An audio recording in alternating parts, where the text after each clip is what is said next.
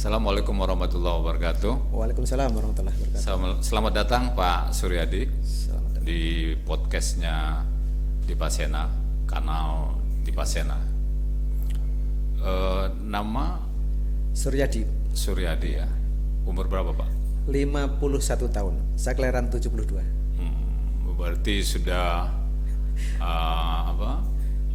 setengah abad ya, setengah abad.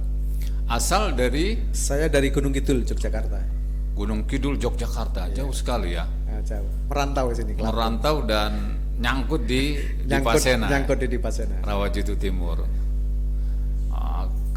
Keluarga di sini juga keluarga Pak. Keluarga di sini. Keluarga di sini. Ada anak. Satu anak, satu istri. Satu istri. Alhamdulillah. Itu begitu lama sampai 51 tahun merantau di Dipasena, itu kerasan Pak Surya? Umur saya 51 tahun. Oh, umur 51 tahun. Kalau di Dipasena berapa tahun Pak? Kalau di Dipasena saya sudah 31 tahun. 31 tahun. Jadi bujangnya juga sudah di sini berarti Bujang ya? di sini. Jadi saya lulus SMA itu tahun 93. 91 saya lulus, langsung merantau ke Dipasena. Masuk ke pertambakan Dipasena dan sekarang masih di sini. Sekarang masih di sini. Kerasan di sini. Alhamdulillah kerasan. Apa yang membuat Pak Sur dan keluarga betah di Dipasena? Kehidupan di Dipasena itu yang pertama nyaman lah ya, nyaman. Karena begini, orang hidup itu seberapapun besarnya penghasilan, seberapapun tingkat jabatan, tapi kenyamanan itu yang paling utama gitu. Itu prinsip bagi saya gitu. Dan nyamannya di Dipasena itu seperti apa? Pertama begini, usaha di Dipasena itu kan usaha di pertambakan. Jadi kita tinggal ya di rumah situlah, tempat kerja kita itu ya hanya di belakang rumah gitu. Jadi hanya dua langkah nyampe. Sementara kalau kita bayangkan kawan-kawan yang kerja di kota gitu, untuk kerja jam 8 pagi saja mereka sudah berangkat dari jam 6 itu. Harus berebut kendaraan, harus macet dan lain sebagainya. Kalau di sini cukup Kalau keluar di sini, rumah, cukup melangkah keluar dari langkah, pintu rumah, itulah tempat kerja kita. Itu tempat kerja kita. 24 jam kita di situ 24 jam kita kerja di situ. Saat pulang juga dekat gitu kan, cuma berapa langkah. Sementara kawan kita yang pulang jam 4 sore kalau di kota itu, nyampe rumah bisa jam 8, bisa jam 9 karena macet. Itu yang pertama mengenai tempat kerja. Termasuk juga kan bedanya kita dengan pertambakan di Jawa misalnya kan. Kita kan pernah ke Jawa itu seperti Indramayu. Rumah itu dengan tambak itu kan jauh gitu ya. Jauh. Ya, kalau kita dekat benar. Bahkan kadang-kadang kita di saat kita tinggalkan rumah karena ada kepentingan sesuatu, istri kita lah yang menggantikan istri kita bisa ngambil alih untuk melakukan sekedar menghidupkan kincir, ngasih pakan. Itu masih bisa gitu. Itu yang membuat itu salah satu nyamannya itu tempat kerja kita dekat. Yang kedua tentang keamanan. Jadi keamanan di Dipasena ini kalau bisa saya gambarkan ya, itu keamanan yang ideal. Ya, tidak ada tempat yang seaman di Dipasena. Itu dari sisi keamanan pribadi ya. Misalnya gini, kita bisa parkir motor 1 kilo dari rumah kita, itu akan aman-aman saja gitu. Ini pengalaman saja ini kan pengalaman. Jadi waktu ada kunjungan menteri di Dipasena, tepatnya di Kampung Bumi Dipasena Sejahtera. Menteri KKP? Bukan, Menteri Pertanian. Menteri Pertanian. Waktu itu ajudan menteri itu hadir seminggu sebelumnya. Waktu sholat subuh itu dia melihat banyak ratusan motor itu diparkir di pinggir jalan. Pas ketemu saya nanya, ini pemilik motor di mana?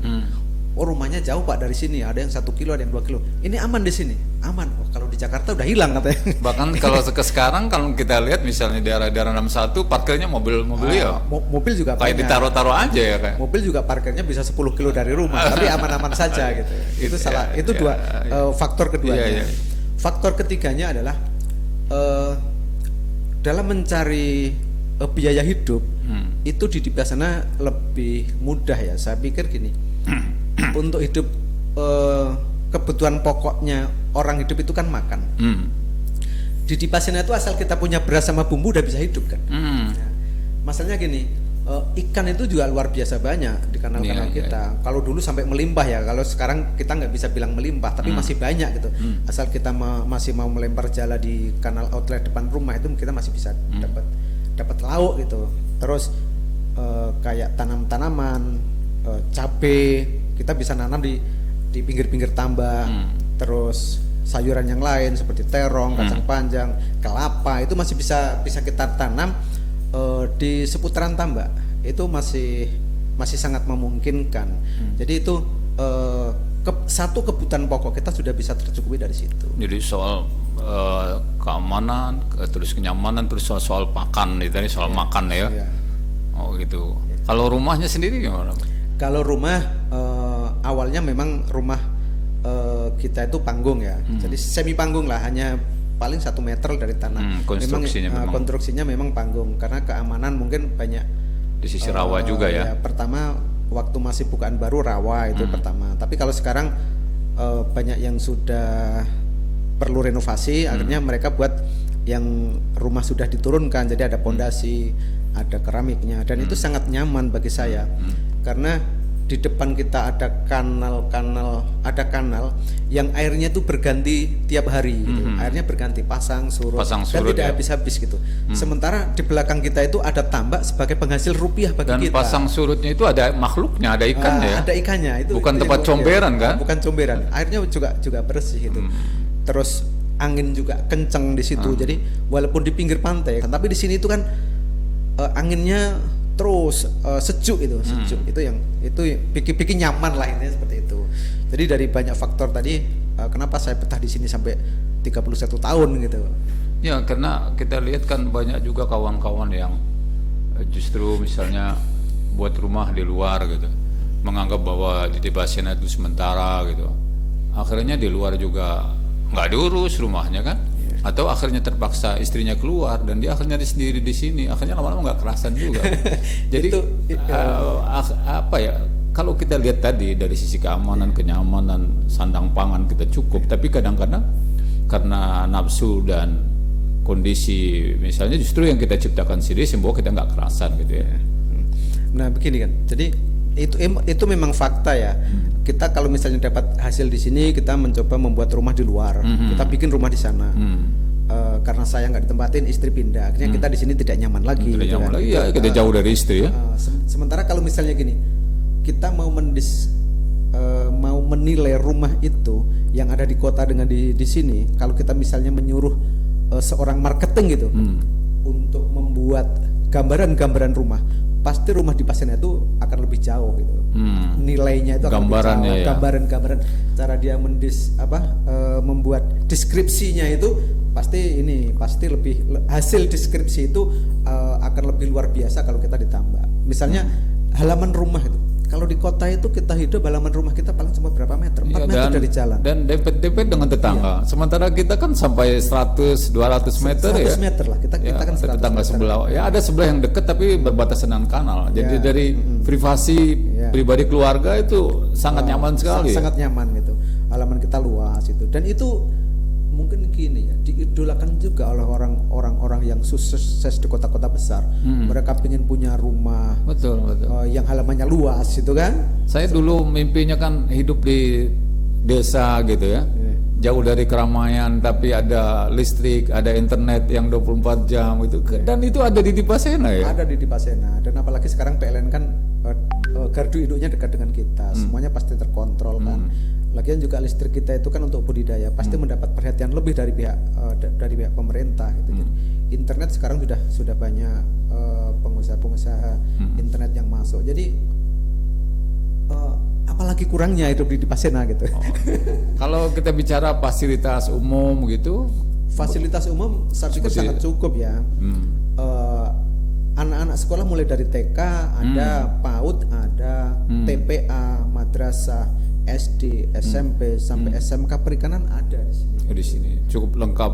Begitu juga tentang kesehatan ya. Untuk kesehatan layanan puskesmas ada, walaupun belum rawat inap, tapi saya pikir cukup lah untuk membantu masyarakat di sini. Gitu. Untuk pelayanan-layanan publik, kantor kampung, tempat ibadah juga sangat memadai. Kalau kehidupan kekeluargaan masyarakatnya bagaimana? Sangat ideal ya, sangat ideal. Jadi gini, kita itu kan makhluk sosial yang membutuhkan orang lain dalam hidup kita gitu. Jadi kalau di Dipasena itu masih ada budaya gotong royong.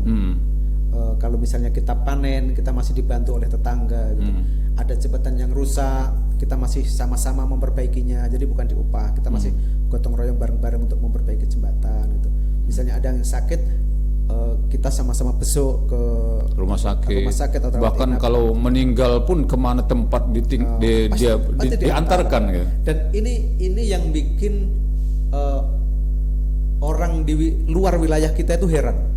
Sebagai contoh begini, di saat ada kawan kita yang meninggal, sakit dan dirawat di tempat dokter rawat inap atau di puskes rawat inap di kampung tetangga kita, yang besok itu bisa sampai puluhan bahkan ratusan orang, dan mereka itu heran kok bisa begini kekompakan kita. Nah, itu menjadi hal yang luar biasa dalam kehidupan sosial kita gitu.